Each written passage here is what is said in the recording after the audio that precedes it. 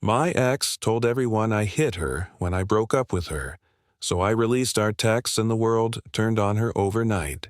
I'm a 28-year-old guy, and if you asked anyone a year ago, they'd have said Megan and I were the perfect couple. We'd been together for almost 3 years, the kind of relationship that starts out as fireworks and slowly turns into smoke. I used to think passion meant fighting, that jealousy was proof of love. But over time, I realized I wasn't in love. I was being suffocated. It started small. Megan would get upset if I didn't text her during my lunch break, then accuse me of losing interest if I spent an evening with my sister. She hated when I played basketball with my friends, saying it felt like I was escaping her. I began adjusting, apologizing, explaining myself over and over. The more I tried to calm her, the worse it got. Her emotions were like a switch, sweet one minute, explosive the next. One night, after another fight about something stupid, I think it was me liking a coworker's photo, she threw her phone at the wall and sobbed, saying, "You'll regret losing me." I remember standing there, looking at her, realizing that I already did. That was the moment I decided to end it. A few days later, I asked her to meet at a quiet cafe. My hands were shaking the whole time. I told her calmly, "Megan, I think we've both changed. I can't keep doing this." Her eyes filled with tears, but her face, it was blank, cold. She just whispered, "You'll see what happens when people hurt me."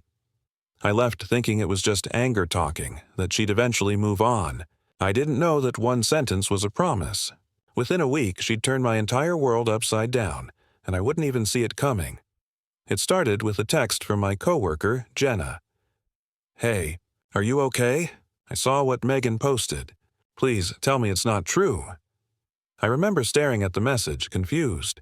I hadn't spoken to Megan since the breakup. I opened Instagram and my stomach dropped. There it was, a black background, white text, and her words burning through the screen. "Some people look kind, but behind closed doors they're monsters. I'm healing from things I never thought I'd survive." Within hours, hundreds of comments poured in.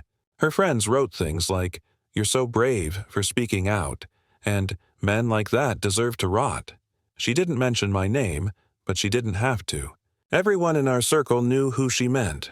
I could see the quiet confirmation in the way people stopped replying to my messages, the way my group chat went silent. By that night, the rumor had spread beyond our friends. Someone tagged my company's account in a comment asking if they condoned abusive behavior. I felt the blood drain from my face. My phone wouldn't stop buzzing. Even my mom called, her voice trembling. "Tell me this isn't true, sweetheart. Did you ever hurt her?" I didn't even know how to answer. "Of course not," I said, barely able to speak. "Mom, I would never. But how do you fight a lie that spreads faster than you can breathe?" I hadn't just lost a relationship. I was losing my reputation, my peace, my sense of who I was. I tried reaching out to Megan to ask why, but she blocked me everywhere. Then, just when I thought it couldn't get worse, someone DM'd me a photo she'd posted on her story. A picture of her wrist, faintly bruised, with the caption, "This is what love shouldn't look like." That's when I realized this wasn't heartbreak anymore. It was war. The next few days felt like a slow-motion collapse. Every time I opened my phone, there was another message, another notification, another reminder that my name was being dragged through the mud. At first, I tried to stay calm. I told myself, the truth will come out. People know me. They'll see through this. But I underestimated how fast lies spread, how eager people are to believe the worst when it's dressed as pain. At work, the shift in atmosphere was instant. My manager called me in and said HR needed to check in about a sensitive matter. They never said her name, but I could see it in their eyes. They already believed her. I was suspended until the situation clears. As I walked out, coworkers avoided eye contact. One of them, a guy I used to grab lunch with, actually flinched when I passed. I wanted to scream, "You know me. I would never hurt anyone," but the words caught in my throat. At the gym, my membership was temporarily frozen for safety concerns. My old friends stopped inviting me out. Even Tyler, my best friend since high school, texted, Man, I don't know what's going on, but I need space right now. I spent nights scrolling through Megan's social media, trying to piece together how she'd built this narrative. She never said, "He hit me." She didn't need to. Every vague post, every photo of her teary face, every "thank you for your support" painted me as a monster. And the worst part? It was working. One evening, I went to the grocery store and overheard two women whispering my name. "That's him," one of them said quietly. I left my cart in the aisle and walked out. My world had become a cage built from someone else's lies, and I had no idea how to escape. By the time a week passed, I was a shell of myself. I barely slept, barely ate, just sat in my dark apartment scrolling through messages that made me question my own sanity. Abuser, coward, rot in hell. It didn't even matter that they didn't know me. Their words hit like knives. I kept wondering how she could do this, how someone I once held through panic attacks could now destroy me with a lie. One night, after another panic spiral, I opened our old text thread. My thumb hovered over the delete button, but something in me said, "Don't." I started scrolling up. Months, then years. Every argument, every apology, every threat. The deeper I went, the more I realized something sickening. She documented her own manipulation. There it was, in her own words. "If you ever leave me, I'll ruin you." Another, "I'll make people see what kind of monster you really are." And dozens more. Pages of guilt trips, of fake tears turned to rage. I even found voice notes of her screaming, calling me names, then apologizing a few hours later, saying, "You make me crazy when you ignore me." My hands were shaking. But this time, not from fear. From adrenaline. She'd left digital fingerprints all over the truth. The same woman accusing me had unknowingly built the evidence that could clear my name. I started taking screenshots, saving backups, organizing everything by date and timestamp. I even found messages to her friends saying things like, "He's too calm. It drives me insane." That line broke something in me. She didn't want peace. She wanted chaos. For the first time since the breakup, I felt something close to power returning. I wasn't the monster she made me out to be, and now I had proof. The next day, just as I began piecing the evidence together, I got a text from Tyler, the one person I still hoped might believe me. "Hey man, can we talk? I think it's time we clear the air." For a second, relief washed over me. Maybe he'd come around. Maybe he finally saw through her. I agreed immediately, and we met that evening at a small cafe near our old hangout spot. When I walked in, Tyler was already there. But he wasn't alone. Megan sat across from him, eyes red, hands wrapped around a cup she clearly wasn't drinking from. My heart dropped. The moment I saw her, I knew this wasn't a reconciliation. It was an ambush. "Look," Tyler started, avoiding my eyes. "I just think you should listen to her side before things get worse." I laughed bitterly. "Her side? You mean the fantasy she's been selling online?" Megan's voice was trembling but steady. "You can twist it all you want, but you scared me. You broke things, you yelled. Are you serious?" I cut her off. "You threw a phone at me. You threatened to ruin me." Tyler raised his hand, frustrated. "Guys, stop. This isn't helping." He turned to me.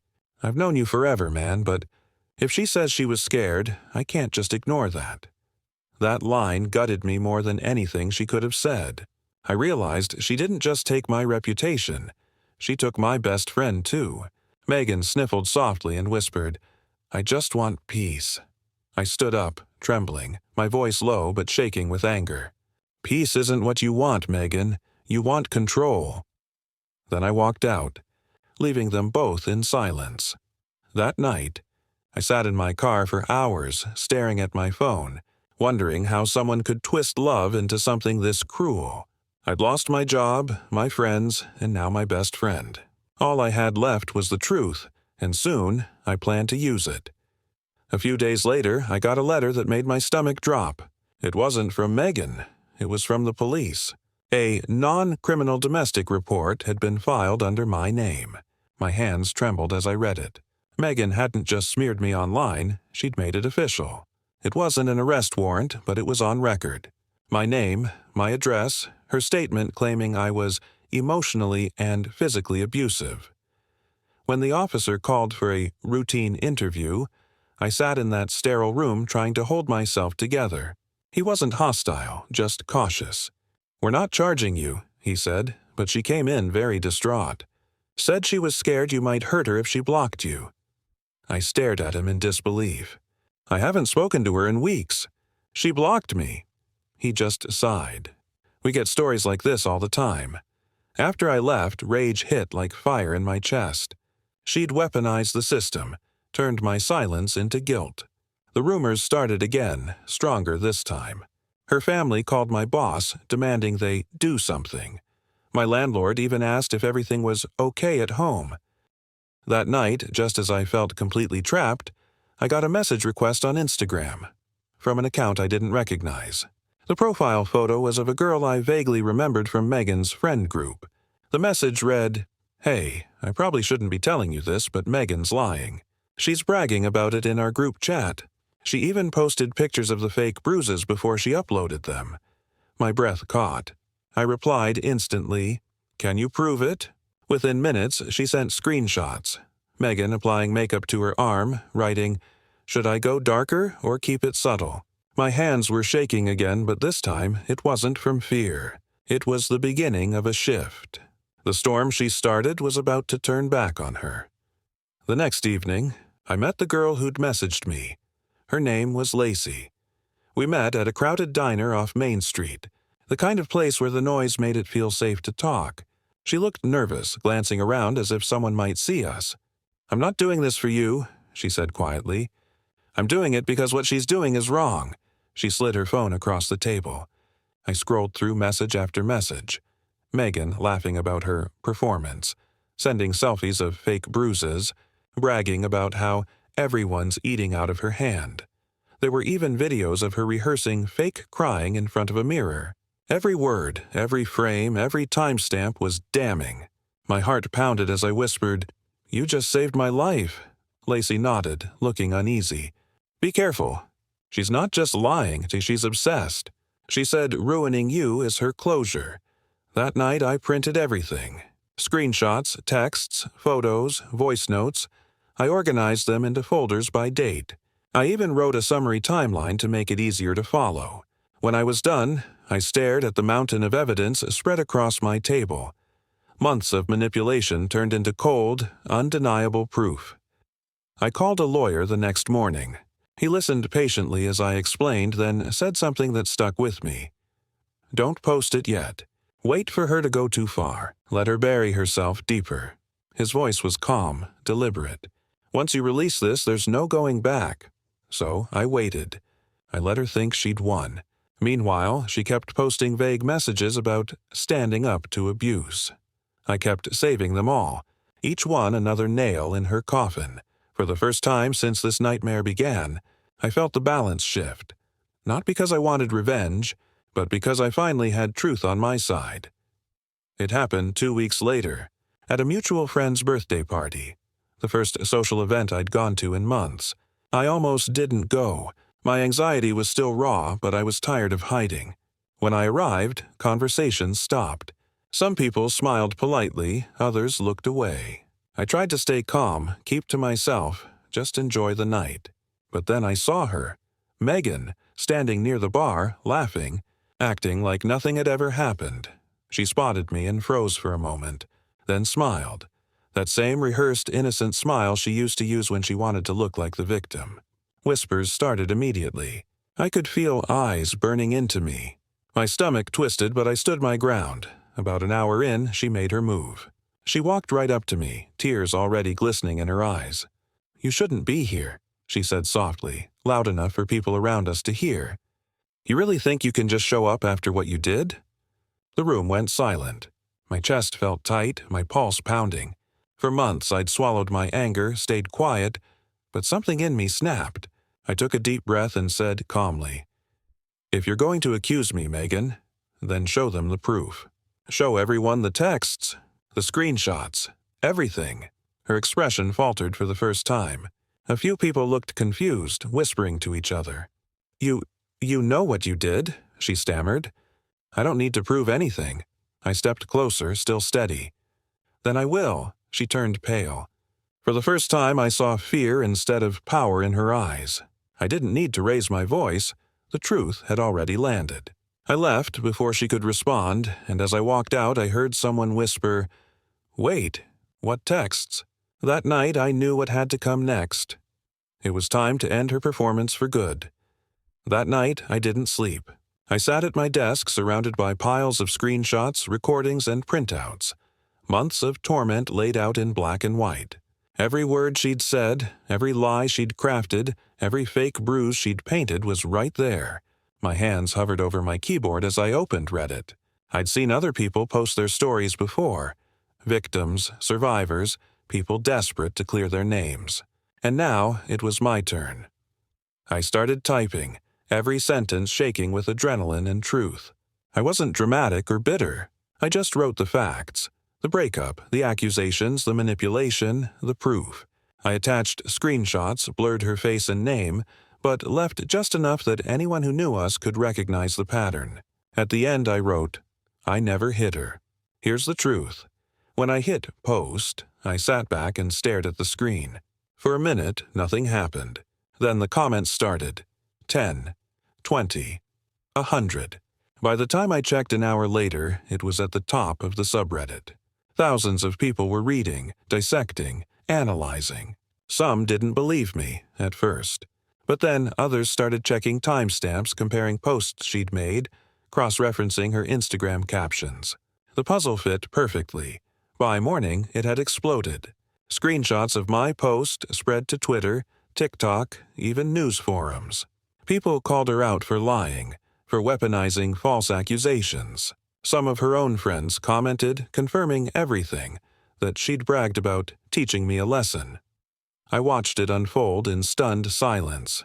For the first time in months, people were defending me. Strangers were saying, "He was right to speak up." Someone even wrote, "The receipts don't lie." And as the world began to turn on her, I realized something powerful. I hadn't just cleared my name. I'd taken back my voice. By the next morning, my phone was a war zone. Notifications, calls, and messages exploding nonstop. My post had gone viral overnight. Strangers were stitching screenshots, influencers were dissecting her lies, and podcasts were debating the guy whose ex faked abuse. My hands trembled as I watched people uncover details I hadn't even noticed, like how her bruise photo lighting matched a makeup tutorial she'd posted months earlier. The internet didn't just expose her, it dismantled her. By noon, Megan's Instagram was gone. Her TikTok wiped clean, but the damage to her reputation had already spread everywhere. Mutual friends started reaching out one by one.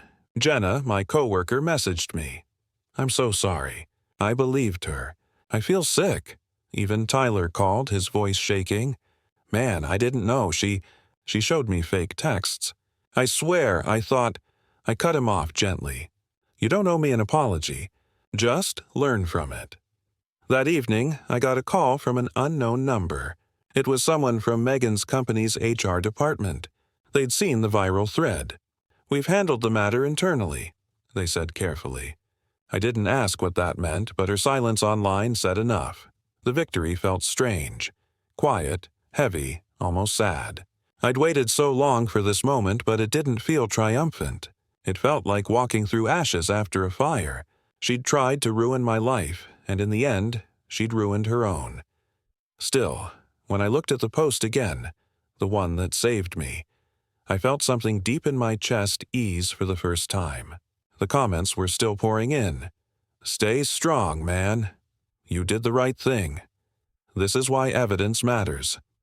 For months, her lies had been the loudest voice in the room. Now, the truth was finally louder. The days after the truth came out felt strange, like I was living in a world that looked the same but didn't feel real anymore. People online saw me as a symbol of vindication, the guy who fought back and won. But in reality, I was exhausted.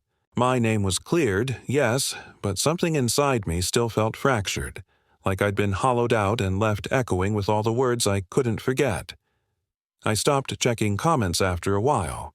Even the supportive ones made me uneasy.